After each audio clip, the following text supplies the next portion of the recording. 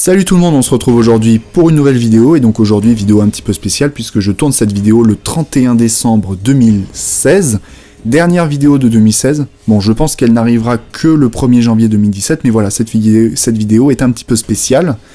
Vous aurez remarqué, si vous allez aussi sur ma chaîne secondaire, que j'ai eu mon nouveau micro, donc je pense que ça s'entend. En tout cas, je suis très content de la voix que ça donne. On a vraiment une profondeur de voix, on ressent mieux. En tout cas, c'est beaucoup mieux, il y a moins de bugs, donc vraiment très très content. Et donc, c'est le moment d'inaugurer ce nouveau micro sur ma chaîne Naruto, avec une double présentation de figurines Dragon Ball. Un petit peu étrange, mais bon. Deux figurines, une Dragon Ball Z, une Dragon Ball Super. La figurine de Dragon Ball Super, il s'agit d'un Sangoku Super Saiyan God, Super Saiyan, le Super Saiyan Blue. C'est une figurine Bande Presto, la première fois que j'ai une figurine de chez eux, de la série Ichiban Kuji. Et donc tout de suite, elle m'a tapé dans l'œil parce que dans ma collection, j'ai très peu de figurines dynamiques. Et vraiment, avec cette figurine, c'est vraiment tout l'inverse. Une figurine ultra dynamique, avec les ombres, le drapé sur son kimono, vraiment super bien fait. Une pose justement avec la main en avant comme ça, comme s'il était vraiment en train de se battre. Après au niveau du sculpte, franchement rien à dire. Au niveau de la qualité, rien à dire, pas de problème de peinture. On est vraiment sur une figurine haut de gamme. Après au niveau de la tête, franchement le sculpte est vraiment très très bien réalisé. On ressent la colère dans le visage de Sangoku. Les cheveux sont bien réalisés. Et ça c'est quand même un petit peu le plus important pour une figurine de Sangoku, surtout quand il est dans le mode Super Saiyan.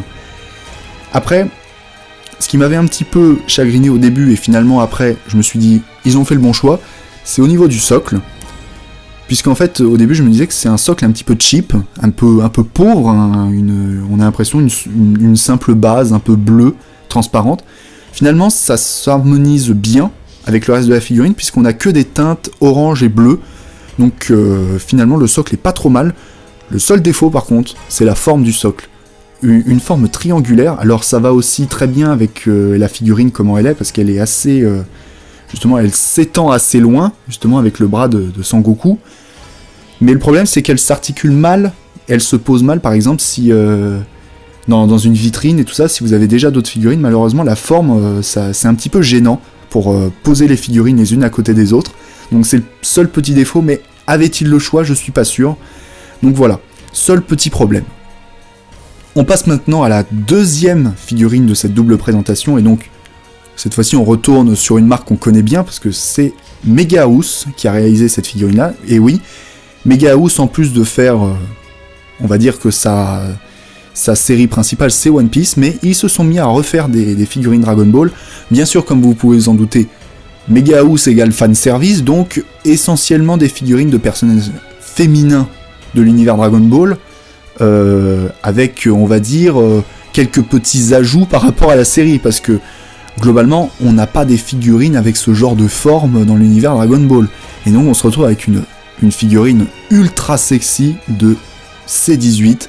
Déjà, en même temps, C18, c'est un des personnages féminins les plus appréciés, on va dire, voilà, les plus sexy, quoi, de l'univers Dragon Ball. Et donc, on la retrouve avec, déjà, ma tenue préférée, c'est-à-dire la tenue avec la veste, avec le symbole du ruban rouge à l'arrière, et donc ce qui est vraiment intéressant, c'est que le symbole du ruban rouge, c'est pas simplement un truc peint sur la veste, c'est réellement en relief. Et donc ça, j'ai vraiment trouvé que c'était le souci du détail, vraiment très très bon. Les petits détails sur les manches, voilà, avec les petites lignes bleues, ont bien été réalisés, donc ça super. Mais voilà, le plus intéressant au niveau de cette figurine-là, c'est la pose, franchement. Ils ont refait la même avec plusieurs autres figurines Dragon Ball, la pose comme ça en avant, avec voilà, bien les fesses, tu vois ce que je veux dire, bien en arrière, bien montré, tu vois ce que je veux dire, les formes ont bien été accentuées au niveau des hanches, au niveau de la poitrine, et donc finalement, ce que j'ai apprécié, c'est que la figurine est sexy, mais on n'atteint pas le niveau de mauvais goût qu'on peut avoir sur certaines figurines de One Piece. Donc je trouve finalement cette figurine, bien sûr c'est du fanservice, mais c'est du fanservice bien réalisé, en tout cas mieux que sur One Piece, où des fois les proportions deviennent un petit peu du n'importe quoi. Le seul petit défaut que je pourrais donner, bon, on va d'abord parler du socle en lui-même.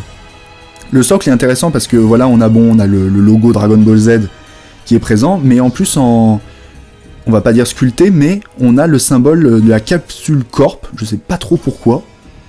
assez étrange. J'aurais plutôt vu un symbole du ruban rouge, mais en tout cas c'est plutôt bienvenu, ça rajoute un petit peu à ce socle qui paraît un peu simpliste au premier regard.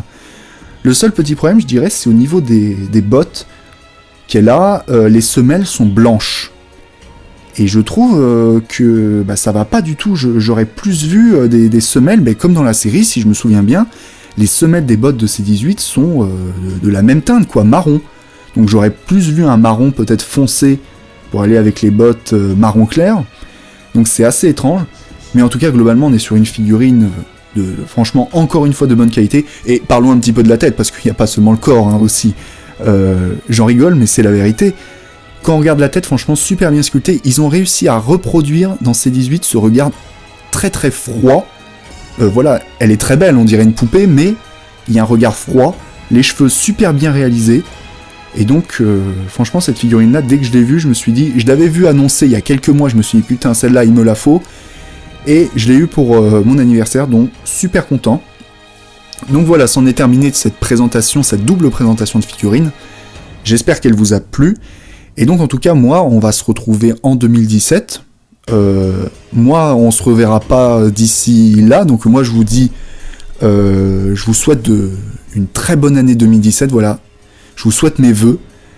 Plein de bonnes choses. Bon, bien sûr, la santé d'habitude. Premier truc, la santé. Voilà, on va dire ça.